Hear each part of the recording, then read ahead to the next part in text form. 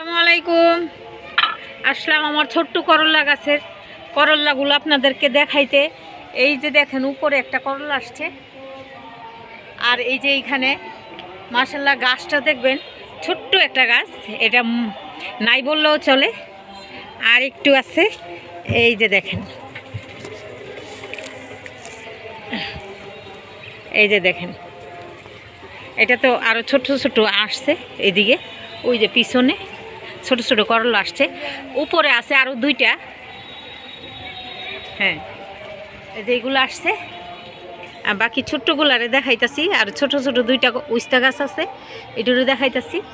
আর একটা জিনিস, এটার সাথে যে এই যে চাল কুমড়ার চারা উঠছিল, চাল কুমড়া তো খাইছিলাম, দেখাইছিলাম। এই যে সবজি পচা দেওয়াতে এটা মনে করেন এত সুন্দর হয়েছে, একবারে মরে মরে যাওয়ার অবস্থা ছিল।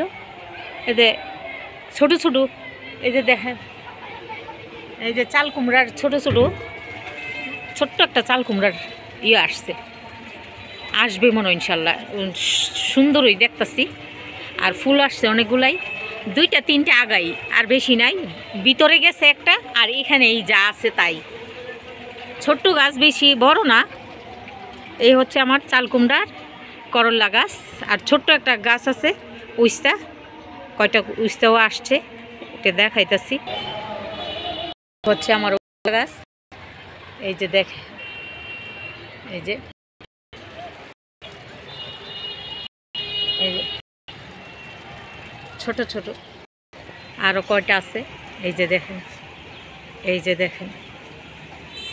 এটা কিন্তু গাছটা অনেক ছোট।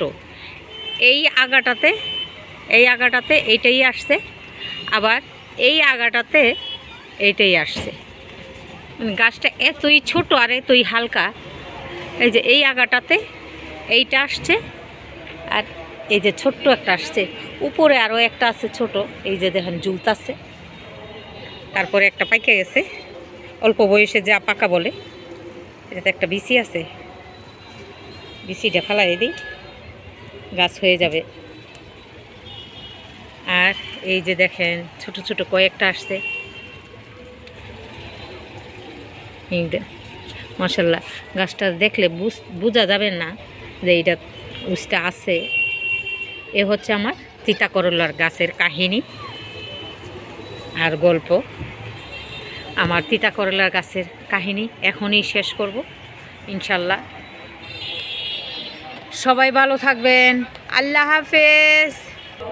আমার করলা গাছ দেখানোর জন্য এই যে সরঞ্জাম, এই যে চকমডারে নিয়ে গেছে আমার চাচু, এই জন্য আরেকটা করলা দেখলাম, তাই আবার আসলাম। উপরে আসি কিনা জানি না, কিন্তু এখানে দেখলাম একটা আসছে, এই জন্য দেখি উপরে আসি কিনা। হ্যাঁ আছে, দূরে, আমি তো দেখতে পারতাছি না।